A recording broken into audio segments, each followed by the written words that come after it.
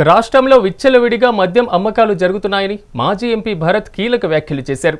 రాష్ట్రంలో దాదాపు 60,000 బెల్ట్ షాపులు, వీధికొక బెల్ట్ షాపు, రోడ్డు మీదే పర్మిట్ రూమ్లు ఉన్నాయని అన్నారు.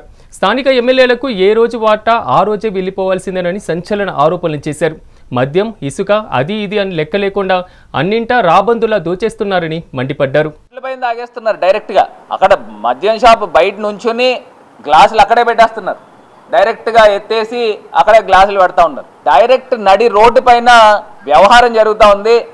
పర్మిట్ రూమ్లు, ప్రతి బ్రాందీ షాప్కి పర్మిట్ రూమే. డైరెక్ట్గా ఓపెన్గా అక్కడ లోపల కూర్చోబెట్టి యథేచ్ఛగా తాగిస్తూ ఉన్నారు. వీధికి ఒక బెల్ట్ షాప్ నిర్వహిస్తూ ఉన్నారు రాష్ట్ర వ్యాప్తంగా. ఇది ఓపెన్గా జరుగుతూ ఉంది. వీళ్ళు మళ్ళీ సిట్టు గురించి చేసాము, మద్యం అక్రమాలు జరిగినాయి అని వీళ్ళు మాట్లాడుతూ ఉన్నారు. అసలు నాకు అర్థం కావట్లే. దొంగ దొంగ దొంగ అని చెప్తున్నట్టు చందంగా ఇక్కడ కనబడతా ఉంది. బాబు గారు చేసిన మద్యం దోపిడీ నెవర్ బిఫోర్, ఇంకా ఎవర్ ఆఫ్టర్ కూడా ఎవరు కూడా చేయలేడు కూడా మీకులాగా. అంత దారుణం.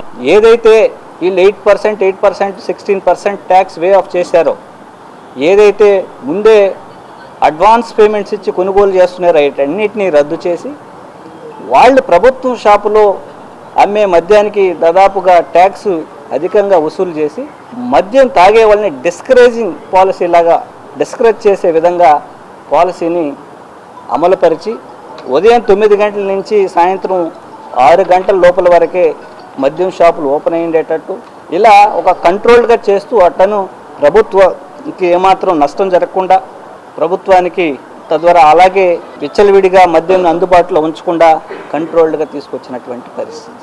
మరి ఇప్పుడేం చూస్తున్నాం, మళ్ళీ కూటమి